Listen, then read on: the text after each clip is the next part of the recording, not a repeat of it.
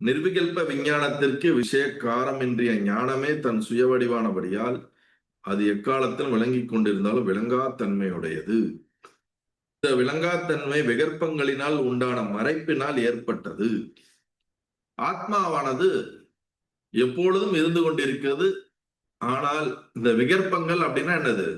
நம்முடைய மனம், இந்த உலகம், இந்த பொருட்கள், இதனால நம்மளால நம்மளுடைய அறிவானது மறைக்கப்படுவதனால அது எப்பொழுதும் இருந்துட்டு இருக்கக்கூடிய ஒரு விஷயத்த நம்மளால உணர முடியறது இல்ல.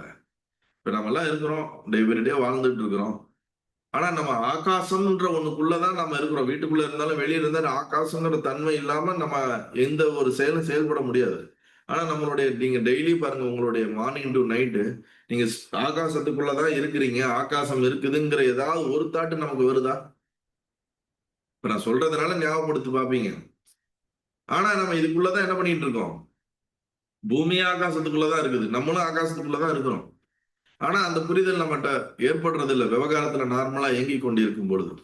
அதுபோல ஆத்மாவானது எப்பொழுதும் ஆதாரமாக நம்முடைய சொரூபமாக நமக்குள்ளே எப்பொழுதும் நாம இருந்து கொண்டிருந்தாலும் நமக்குள் ஏற்படுகின்ற எண்ண ஓட்டங்கள், மனம் அல்லது இந்த உலகம், இவை அனைத்தும் நம்முடைய இருப்புத்தன்மையான ஆதாரத்தன்மையான அந்த ஆத்மாவை மறைத்து விடுகின்றது. நம்முடைய கண்ணாடியை நம்ம தலையில மாட்டிட்டு வீடு ஃபுல்லா தேடுறது போல, கழுத்திலேயே மாலையை மாட்டிக்கொண்டு இதை எங்க வைத்தேன் என்று தேடுவது போல நமக்குள்ளே இருக்கக்கூடிய சத்தியத்தை நாம் மறந்து விடுகின்றோம். அதைத்தான் இங்க திருப்பி திருப்பி சொல்றார். அப்படி சொல்லிட்டு ஞானத்தையும் நேயத்தையும், அதாவது அறிவையும் அறிபடும் பொருளையும் பிரித்து பாராமல் ஒன்றாக பார்த்த பொழுது அறியப்படாததாக யாதொன்று இருந்ததோ அது விகற்பங்களை நீக்கும் பொழுது அறியப்பட்டதாகின்றது.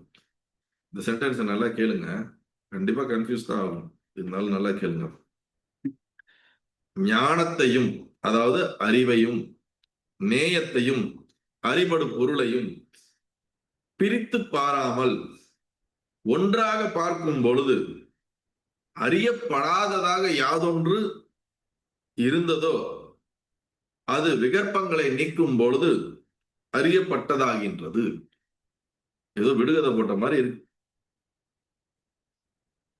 அறிபடு பொருள் என்றால் இப்ப நான் உங்களுக்கு அறிபடு பொருள் தான். நீங்க என்ன பாக்குறீங்கல்ல, உங்களுக்கு என்னை சுற்றி இருக்கிறது, நீங்க உங்களை சுத்தி பார்க்கக்கூடிய உங்களுடைய போனோ, லேப்டாப்போ, டிவியோ எதுவா இருந்தாலும் அறிபடு பொருள் தான். அப்ப அறிவும் அறிபடு பொருளும் ரெண்டும் பிரித்து பாராமல் ஒன்றாக இருக்கும் பொழுது யாதொன்று விளங்காமல் இருக்கின்றதோ அந்த விகற்பங்களை நீக்கும் பொழுது அது விளங்கிக் கொண்டிருக்கின்றது. இதான் அவர் சொல்ல வர.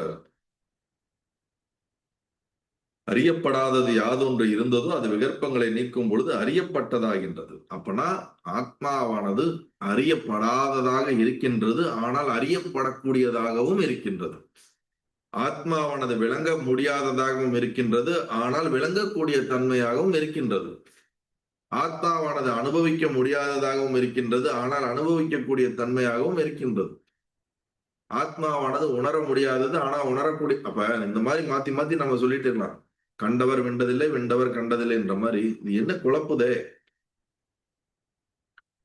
அப்படிங்கிற மாதிரிதான் இருக்குது. அறியப்படாம இருக்குது. எது? அறிவையும் அறிபடு பொருளையும் சேர்த்தீங்கன்னா அது அறியப்படாது. ரெண்டையும் நாம அறிபடு பொருளை பிரிக்கும் போது வெறும் அறிவு மட்டும் இருக்கின்றது அப்படின்னு நீங்க சொல்ற. இது ரொம்ப டீப்பான விஷயம் தான். அது உத்தமமான ஆத்ம விஞ்ஞானத்தின் கிரமம் இவ்விதம். இதுதான் ஏ பிராமணா, இவ்விதமாக சிரவணம் செய்தவைகளை இன்னும் விசாரித்து தெரிந்து கொள்வீர். பின் ஆத்ம தத்துவத்தை உணர்ந்தவராகி கிருத்தாந்தராவீர். மீன்ஸ் என்னது? ஆத்ம தத்துவத்தை உணர்ந்து அந்த அனுபவம் உடைந்தவராவீர் அப்படின்னு சொல்றார். இவ்வாறாக ஜனகரால் உபதேசிக்கப்பட்ட அஷ்டவக்கர மகாமுனி அரசனால் பூஜிக்கப்பட்டு அரசனிடம் விடைபெற்றுக் கொண்டு தன் இருப்பிடத்தை சென்று மனன நிதித்தியாசனங்களை செய்து பரமபதத்தை உணர்ந்து எல்லா சந்தேகங்களையும் விளக்கி தாமதமின்றி ஜீவன் முக்தராக விளங்கினார். அப்ப அஷ்டவக்ர மாமுனி ஜனகருடைய உபதேசங்களை கேட்டு அதுக்கப்புறம் திருப்பி தன்னோடு தனிமையில இருந்து அவர் அதை நினைவு கொண்டு மனனம் செய்து அவருக்கும் இதே அனுபவங்கள் ஏற்பட்டு அந்த பூரண நிலையை அடைந்தார் அப்படின்னு இங்க இந்த அத்தியாயத்துல இதோட முடிகிறது. நல்லது.